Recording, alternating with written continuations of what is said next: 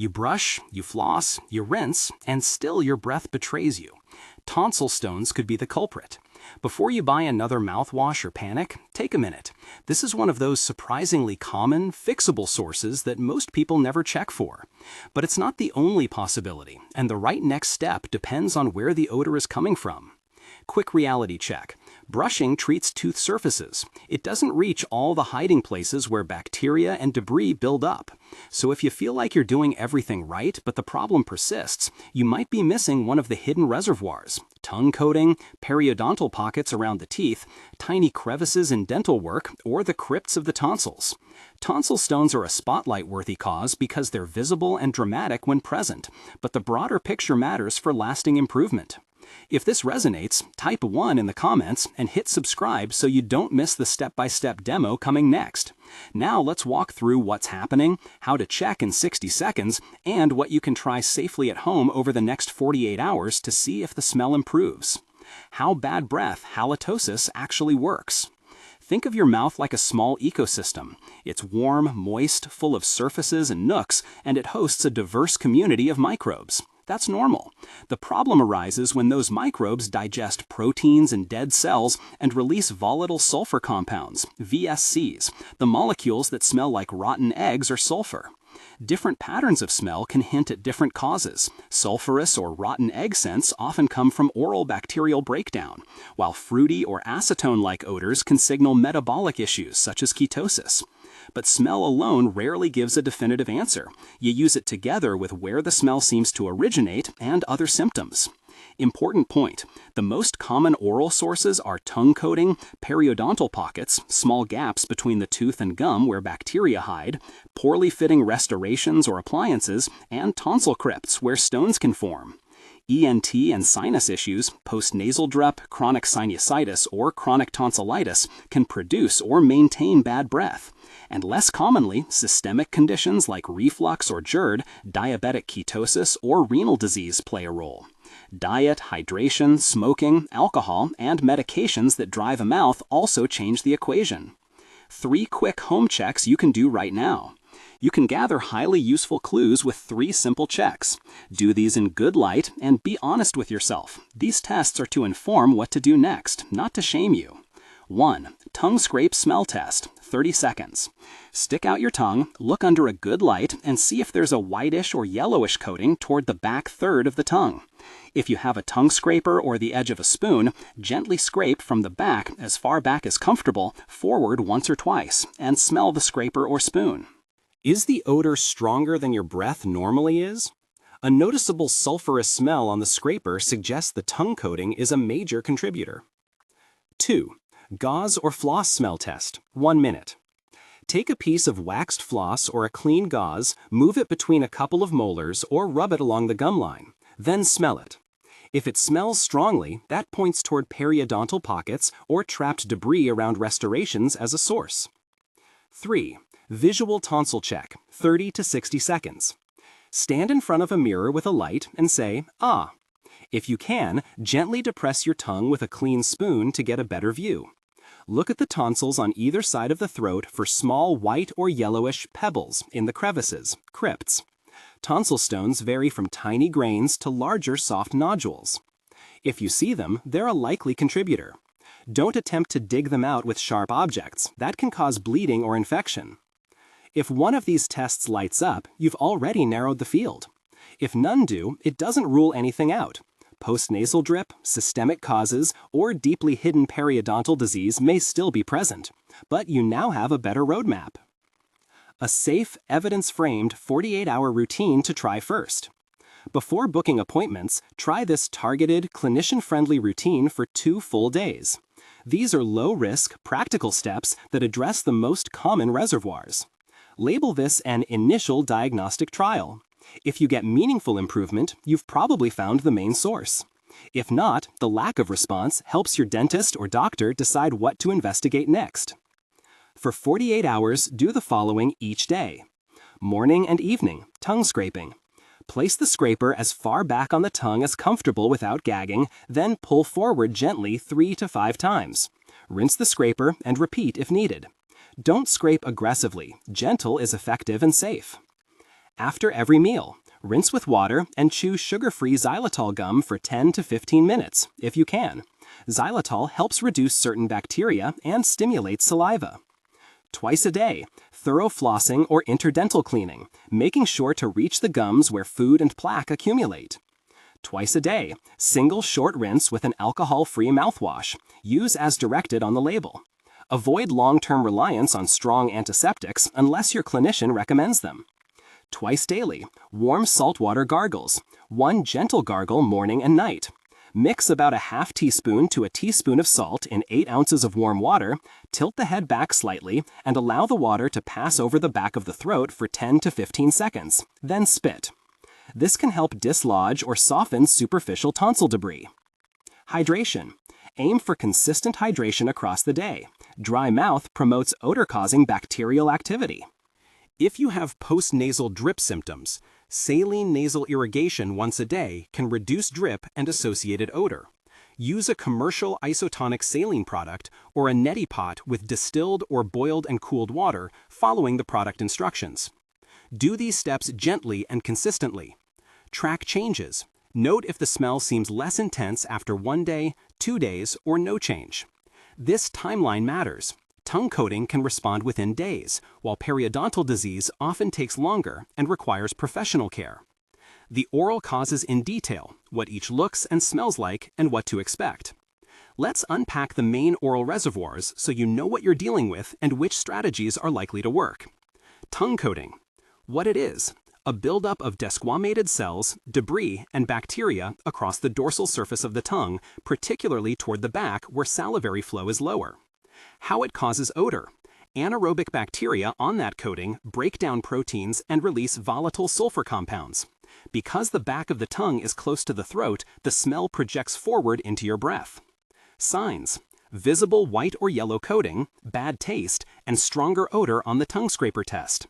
How to address it: daily tongue scraping or gentle brushing of the tongue and adequate hydration. Improvement is often noticeable in a matter of days if the tongue is the primary source. If the coating is persistent despite good technique, consider a dental check for other coexisting sources. Periodontal pockets, gum disease. What they are: small gaps between the tooth and gum that deepen when plaque, calculus, and inflammation are present. These pockets create sheltered environments where bacteria thrive. How they cause odor. Bacteria deep in pockets produce VSCs and metabolic byproducts that are not removed by surface brushing. Signs: bleeding gums, swollen or receding gums, loose teeth, chronic bad taste, and a strong odor on the floss/gauze test. How to address it. Improved home care helps, but professional cleaning and periodontal therapy are often required. Expect weeks for significant improvement after scaling and root planing or other periodontal treatments. If you're seeing blood with brushing or flossing, or notice loose teeth, prioritize a dental visit. Poorly fitting restorations and appliances. What they are: crowns, bridges, partial dentures, or retainers that create small gaps where food and bacteria accumulate. How they cause odor. Trapped debris and biofilm under margins or around appliances produce smell. Signs: smell localized when testing near specific teeth. Discomfort or noticing food catching near certain restorations. How to address it. Detailed dental exam, adjustment or replacement of restorations, or improved cleaning of appliances. A dentist can evaluate margins and determine whether repair is necessary. Tonsil stones, the title's angle. Why focus on tonsil stones? Because they're a visible, addressable source that many people never consider, and because they can coexist with other causes. If your checks pointed to visible stones, you likely have a significant contribution from the tonsils. What are tonsil stones? Tonsil stones, also called tonsilliths, are small calcified or semi-solid collections that form in the crevices, crypts, of the palatine tonsils. They arise from trapped dead cells, food debris, bacteria, and mucus that accumulate and compact in those crypts. Over time, these materials can harden a bit and emit odor as bacteria break down proteins. They vary in size from tiny grains to larger, palpable nodules. Typical symptoms and signs: a sulfurous or bad breath that's often described as rotten egg smelling, sometimes a metallic taste. A sensation of something in the back of the throat, particularly with larger stones. occasional mild throat discomfort, cough, or irritation, visible small white or yellow pebbles on the tonsils when you look in the mirror. In some people, persistent throat clearing or mild bad taste despite good oral hygiene. How they form, short mechanism? The tonsils have natural folds, crypts, designed to trap and process pathogens and debris as part of immunosurveillance. When that trapped material isn't cleared completely, it becomes a breeding ground for anaerobic bacteria that produce VSCs. The result is a concretion that often becomes odorous. Safe home measures for tonsil stones. Gentle saltwater gargles. As noted in the 48-hour plan, saltwater can help loosen superficial debris and reduce bacterial load. It's a conservative first step and low risk. Hydration and saliva stimulation. Increase fluids, chew sugar-free gum to encourage saliva flow, which can help flush the back of the throat. Conservative, non-invasive rinses. A short, directed gargle of water after meals can dislodge small particles. Avoid forceful poking, prodding, or attempts to dig stones with sharp or rigid items. That can cause bleeding, introduce bacteria, and lead to deeper infection. When removal is considered, framed neutrally. Many tonsil stones dislodge on their own or are reduced with improved oral hygiene and gentle gargling. For persistent, large, or symptomatic stones that repeatedly return and cause significant bothersome symptoms even after conservative measures, an ENT may consider removal or discuss procedures such as cryptococcus or, in carefully selected cases, tonsillectomy. These are medical decisions made after examination, discussion of risks and benefits, and consideration of how the stones affect quality of life. Surgical options are last resort interventions, not first-line fixes. A short safety note on home removal techniques. You may find content online showing mechanical extraction with cotton swabs, dental picks, or irrigation devices. Avoid aggressive home extraction. If you choose to try a very gentle self-irrigation with a low-pressure saline spray, or to have a clinician perform removal, do so under guidance to minimize risk. Never use anything sharp, and if bleeding or severe pain occurs, stop and seek professional care. Putting the pieces together, a practical triage. If your tongue scraper test is strongly positive and the 48-hour routine reduces odor, you're likely dealing with tongue coating primarily, and home care plus routine dental follow-up is appropriate. If floss/gauze testing is strongly positive or your gums bleed, prioritize a dental visit for periodontal assessment. Improvement often takes weeks rather than days. If you see visible tonsil stones, start with saltwater gargles and hydration. If symptoms persist or impact your day-to-day life, an ENT assessment is reasonable. Real-world examples, how this plays out. These are brief composite vignettes inspired by clinical practice to illustrate typical pathways. Anna's story. Anna was a busy project manager who kept up decent brushing and flossing, but noticed a persistent bad taste in the morning and a lingering sulfurous smell that didn't respond to breath mints. Her tongue scraper test was strongly causative. She also had mild gum inflammation on the lower front teeth. She followed the 48-hour routine, tongue scraping morning and night, xylitol gum after lunch, and saltwater gargles. After 3 days, she noticed marked improvement. She then saw her dentist, who performed a routine cleaning and discussed improved interdental cleaning. Over the following 2 weeks, the odor remained under control. In Anna's case, the primary driver was tongue coating, compounded by mild gingivitis, both responsive to directed home care plus routine dental hygiene. Marcus's story. Marcus had a long-standing history of bleeding gums and had noticed his breath worsened over months. The floss smell test was very strong, and he had pockets visible on dental x-ray. His general dentist referred him to a periodontist. While he started the 48-hour routine and saw some immediate small benefit from hydration and mouthwash, significant improvement required professional cleaning and periodontal therapy. Over several weeks with scaling and root planning and a reinforced home routine, his breath markedly improved. Marcus's case shows how periodontal disease often needs professional intervention and that timelines vary. Days for tongue-related halitosis, weeks for periodontal resolution.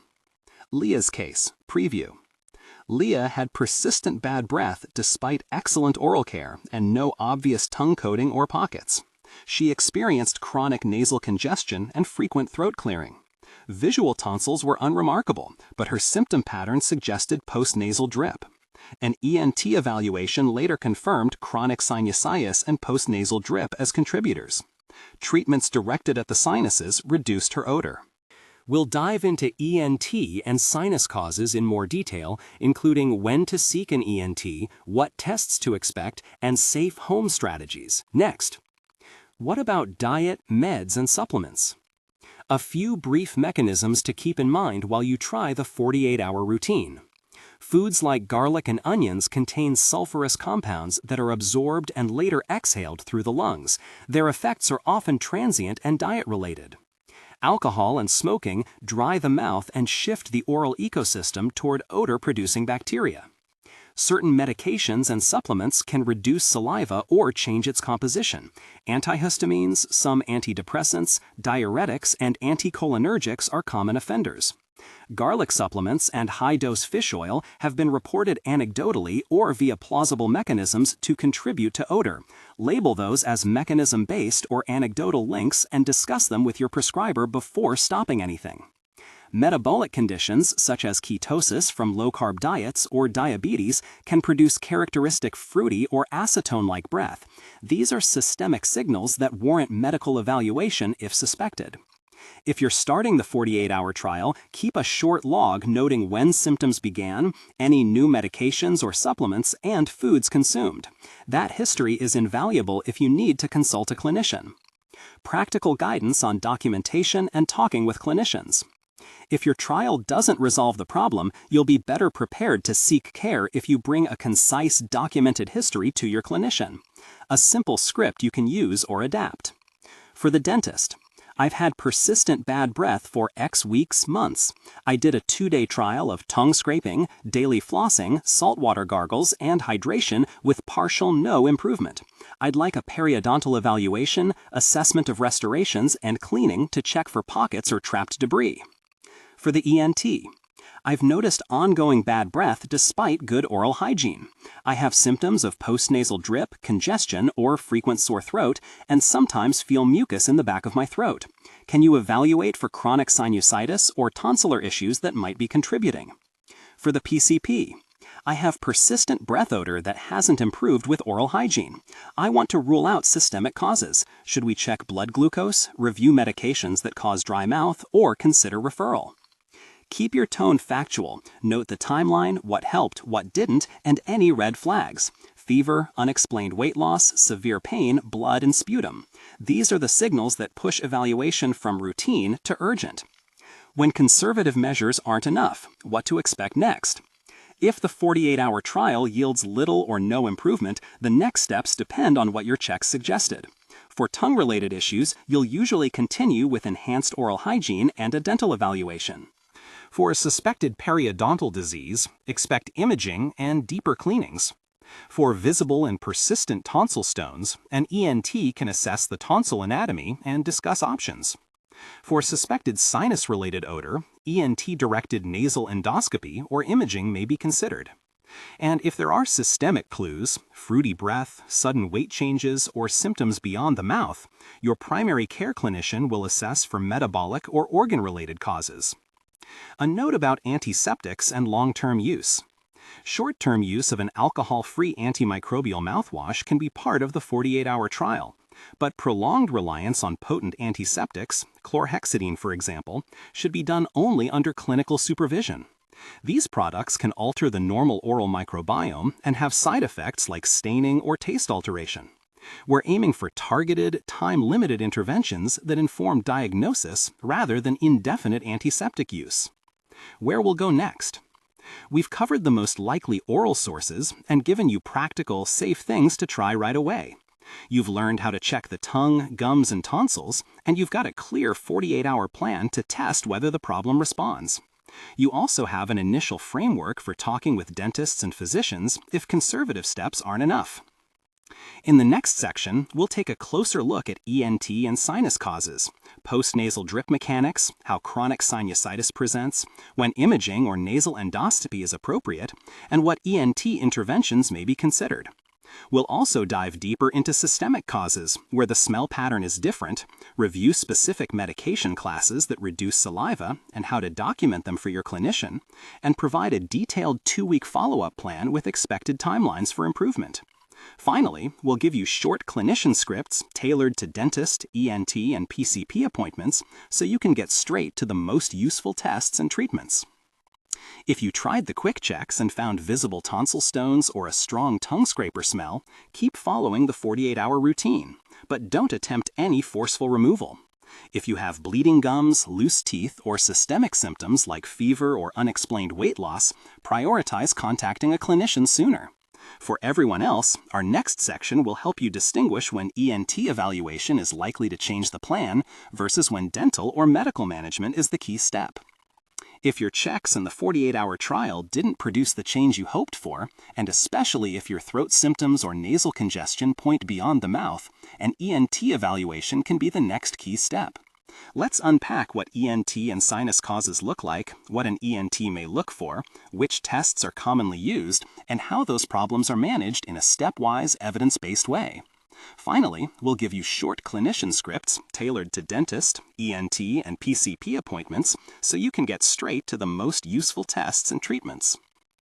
If you tried the quick checks and found visible tonsil stones or a strong tongue scraper smell, keep following the 48-hour routine, but don't attempt any forceful removal.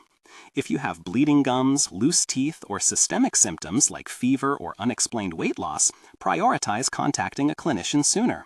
For everyone else, our next section will help you distinguish when ENT evaluation is likely to change the plan versus when dental or medical management is the key step. If your checks in the 48-hour trial didn't produce the change you hoped for, and especially if your throat symptoms or nasal congestion point beyond the mouth, an ENT evaluation can be the next key step. Let's unpack what ENT and sinus causes look like, what an ENT may look for, which tests are commonly used, and how those problems are managed in a stepwise, evidence-based way. NT and sinus causes, what to consider and what to expect. Postnasal drip is one of the easiest NT-related contributors to imagine. Mucus produced in the nose and sinuses trickles down the back of the throat, carrying bacteria, inflammatory proteins, and trapped debris. That sticky material sits near the tonsils and back of the tongue and provides fuel for the same odor-producing bacteria we talked about earlier. People with postnasal drip commonly describe throat clearing, a constant need to swallow, or a sensation of mucus pooling in the back of the throat. Chronic sinusitis, with or without nasal polyps, is a more persistent cause. In chronic sinusitis, mucus flow and clearance are impaired by inflammation, anatomical drainage issues, or repeated infections. Stagnant mucus becomes a breeding ground for bacteria and biofilms and can produce a persistent, unpleasant odor that won't reliably respond to simple oral hygiene. Chronic tonsillitis is another ENT territory problem.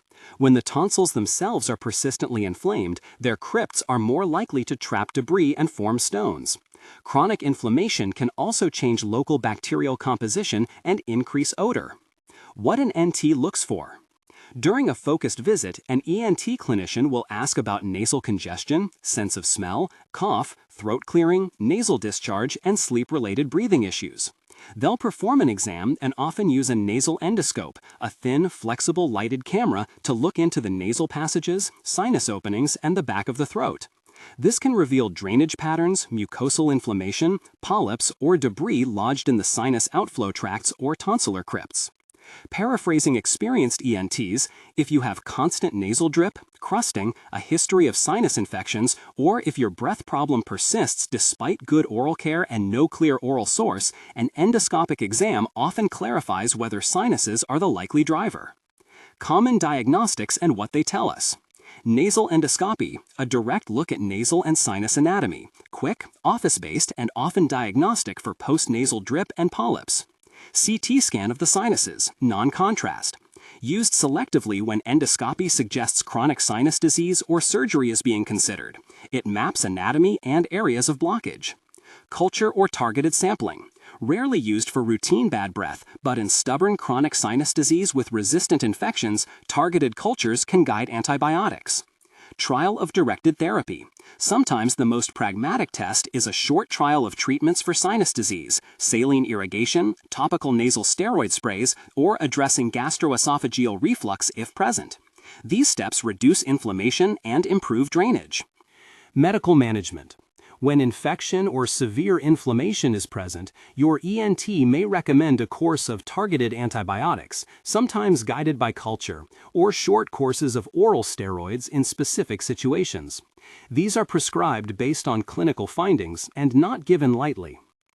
In-office removal. For visible, symptomatic tonsil stones, an ENT can often remove them safely in clinic using controlled, sterile techniques. This is preferable to aggressive self-removal. Procedural options. For recurrent, symptomatic tonsilliths, ENT may discuss less invasive procedures like cryptolysis, modification of the tonsil surface using laser or other energy sources to reduce deep crypts, or in rare, carefully selected cases, tonsillectomy. These are last resort options after conservative measures and thorough discussion of risks, benefits, and recovery. When NT evaluation is most likely to change management. Consider ENT referral if you have any of the following in combination with persistent halitosis: chronic nasal congestion or postnasal drip, recurrent sinus infections, visible or repeatedly symptomatic tonsil stones despite conservative measures, nasal polyps, or persistent symptoms after adequate dental/periodontal care. If your oral checks were unremarkable and you have ongoing throat symptoms, an ENT visit is reasonable. If the ENT finds sinus or tonsillar pathology, targeted therapy there will often reduce the odor more effectively than repeated oral antiseptics alone. Systemic causes to keep in mind and how to screen for them. Most chronic bad breath is local to the mouth or upper airway, but certain systemic conditions produce characteristic breath signatures or are associated with symptoms that raise concern. Metabolic causes. Diabetic ketoacidosis and ketosis. When the body shifts to fat metabolism, it produces ketones that can create a fruity or acetone-like smell on the breath. This is more typical of poorly controlled diabetes or strict low-carb ketogenic diets. If you have a fruity smell plus symptoms like excessive thirst, frequent urination, unexplained fatigue, or visual changes, seek medical evaluation promptly. Uremia, advanced kidney disease, can cause a urine-like or ammoniacal odor in late stages and is usually accompanied by other systemic signs: reduced urine output, swelling, nausea, or lethargy. Liver disease. Advanced liver dysfunction can cause musty or sweet odors and often presents with jaundice, fatigue, or abdominal symptoms. Reflux and GERD. Acid reflux can produce a sour or acidic smell and invites inflammation in the throat that predisposes to bacterial overgrowth around the tongue and tonsil. Symptoms to watch for include heartburn, regurgitation, chronic cough, and throat clearing. Medications and supplements. Many commonly used medications reduce saliva production or change oral chemistry. Saliva is the mouth's natural cleanser. Reduced flow allows bacteria to accumulate. Medication classes frequently implicated include anticholinergics, various older antidepressants and medication classes, antihistamines, some blood pressure medications, diuretics, certain psychiatric medications. Supplement considerations. Garlic and other sulfur-rich supplements and high-dose fish oil have been reported anecdotally to contribute to bad breath in some people via plausible mechanisms, either by absorption and exhalation or by altering oral bacterial balance. Label these links as mechanism-based or anecdotal. They are not definitive causes for all individuals. What to do if you suspect a systemic or medication-related cause. Don't stop a prescribed medication on your own. Instead, document the timing, when the breath issue began relative to starting a drug or supplement, and bring that to your clinician. Your primary care clinician may review your medication list, consider alternatives, or order basic blood tests, blood glucose or HbA1c to screen for diabetes, basic metabolic panel, kidney function, and liver tests depending on symptoms. If reflux seems likely, your PCP may trial reflux-directed measures and consider referral to gastroenterology if symptoms are severe or unresponsive. A practical 2-week follow-up plan and what to expect. You've already done a 48-hour initial trial. If you move to an extended 2-week plan, here's a structured, evidence-framed approach that balances safety, practicality, and diagnostic value. Think of this as a targeted trial with careful documentation to guide next steps. Daily routine for 2 weeks. Morning routine. Tongue scraping, 3 to 5 gentle passes as far back as comfortable, rinse scraper. Brush teeth with fluoride toothpaste. Interdental cleaning, floss interdental brushes. Warm saltwater gargle, 10 to 15 seconds, spit, to reach the tonsillar area. Rinse or chew sugar-free xylitol gum after breakfast if tolerated. Midday, rinse with water after meals. Chew sugar-free xylitol gum for 10 to 15 minutes if feasible. If you experience nasal congestion, saline nasal spray or a brief irrigation once daily. Follow product instructions. Evening routine. Repeat morning sequence. Use a short alcohol-free mouthwash once as part of the evening routine, not multiple times per day for prolonged periods. Stay hydrated in the evening, but avoid excessive intake immediately before bed if reflux is a concern. Additional supportive steps. Maintain steady hydration throughout the day. Use a humidifier at night if sleeping in dry environments. Avoid overnight mouth breathing if possible. Nasal strips or addressing nasal congestion can help reduce mouth drying and nighttime odor. Reduce or avoid sulfur-rich meals the evenings you notice symptoms are worse in the morning, and limit alcohol and smoking. Keep a simple log. Note morning breath intensity on a 1 to 10 scale. Foods consumed, garlic or onion, new medications, supplements, and any throat or nasal symptoms. What improvement timelines look like. Tongue coating. Many people notice measurable improvement within a few days to a week with consistent scraping and hydration. Tonsil stones. Small stones may respond within days to regular gargling and improved oral hygiene. Visible, recurrent, or large stones may persist and require ENT evaluation. Periodontal disease. Expect slower change, weeks to months, after professional cleaning and periodontal therapy. Periodontal improvements happen gradually and require repeated reinforcement of home care. Sinus and ENT interventions. Medical therapy for sinus inflammation can show symptom improvement over days to weeks. If procedural intervention is required, recovery and effect timelines vary with the procedure. Systemic causes. Improvement depends on the underlying condition and treatment, e.g., blood sugar control, renal therapy, and may take longer and require medical management. Clinician scripts you can use, short, practical, and to the point. Having a concise script makes appointments more efficient and helps clinicians target the right tests. To the dentist. I've had persistent breath odor for X weeks months despite brushing and flossing.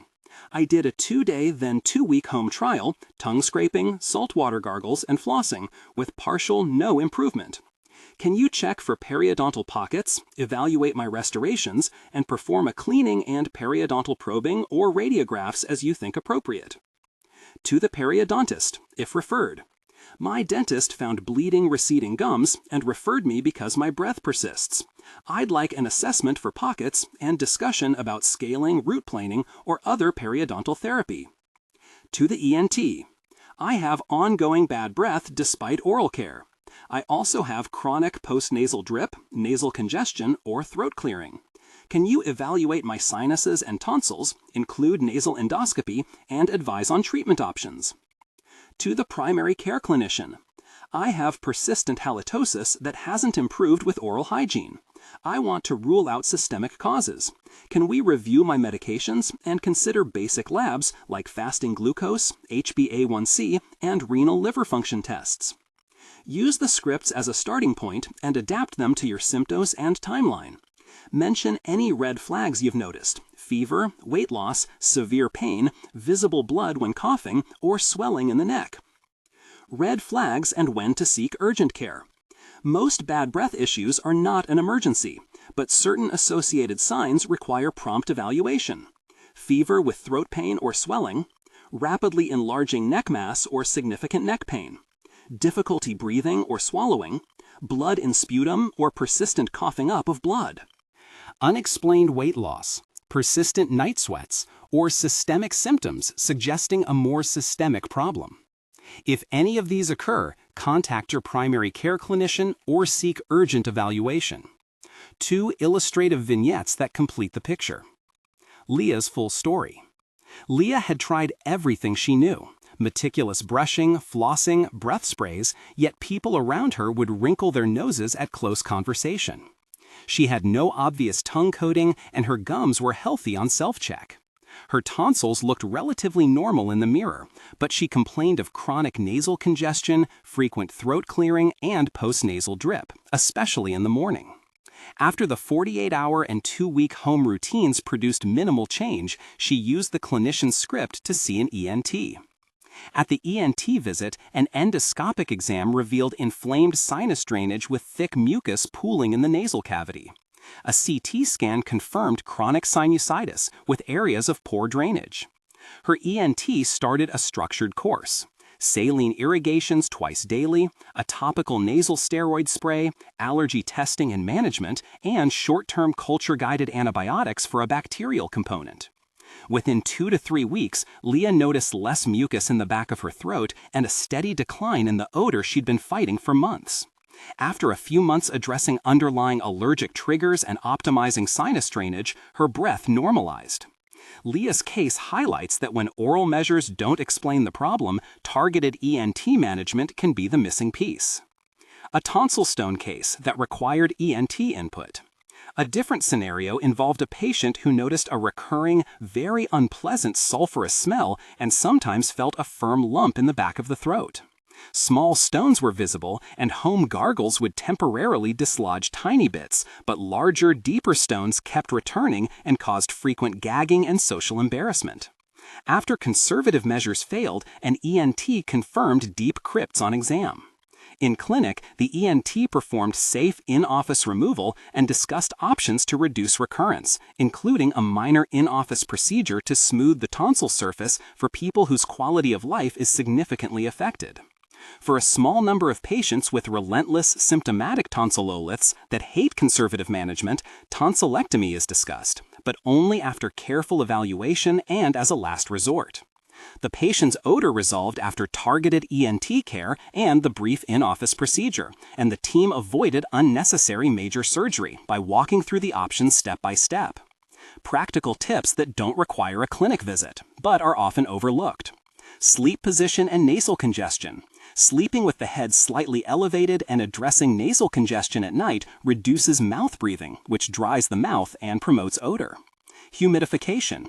A bedroom humidifier can help if you live in a dry climate or run heating overnight. Denture and appliance hygiene. Clean removable appliances daily and soak according to the manufacturer's guidance. For fixed restorations, discuss targeted cleaning techniques with your dentist. Replace toothbrushes regularly and clean your tongue scraper between uses.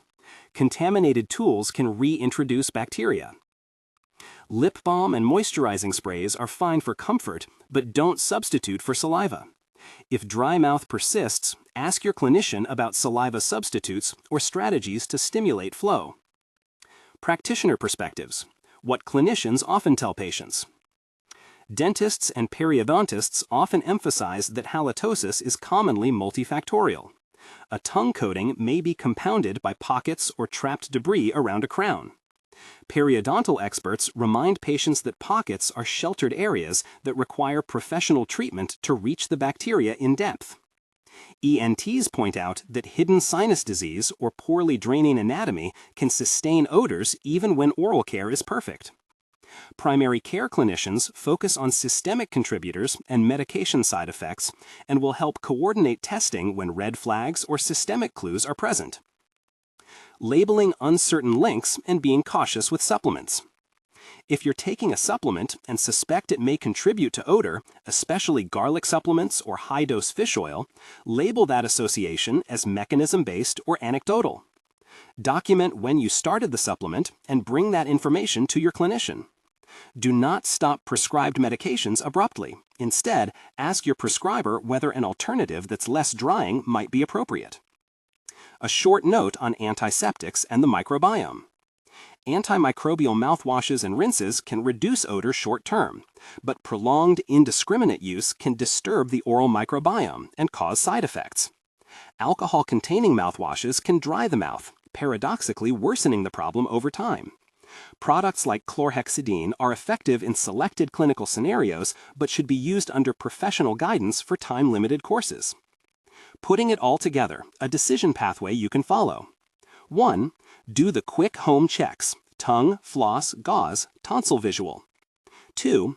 Run the 48-hour targeted routine, record changes. 3. If improvement, continue the good habit and schedule routine dental care. 4. If partial no improvement and signs point to periodontal disease, see your dentist for periodontal probing, radiographs, and professional cleaning. 5. If partial no improvement and ENT symptoms predominate, postnasal drip, chronic nasal congestion, recurrent tonsillitis, request an ENT evaluation with endoscopy. 6. If systemic clues exist, fruity breath, systemic symptoms, changes in urine output, see your primary care clinician for targeted labs and medication review. 7. If red flags or urgent symptoms occur, contact your clinician promptly or seek urgent care. Final reassurance and practical next steps.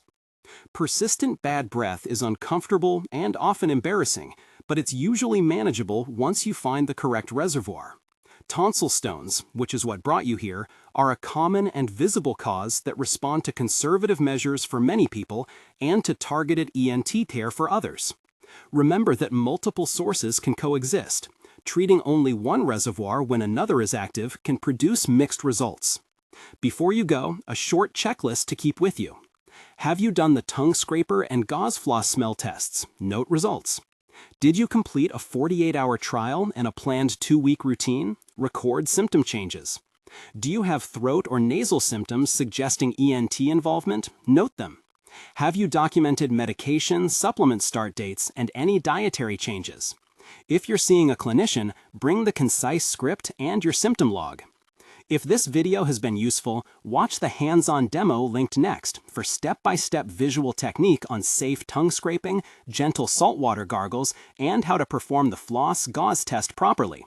And if your problem persists despite these measures, use the clinician scripts in the description and make an appointment. Your dentist, ENT, or primary care clinician can guide the next diagnostic and treatment steps tailored to your situation. You don't have to accept persistent odor as permanent. Start with the checks, follow the targeted routines, document what changes, and get the right specialist involved when indicated. With a structured approach, most people find meaningful improvement, and for many, the solution is simpler than they feared. Watch the demo now for the practical techniques, and if your breath remains an issue after trying these steps, schedule that visit with your clinician.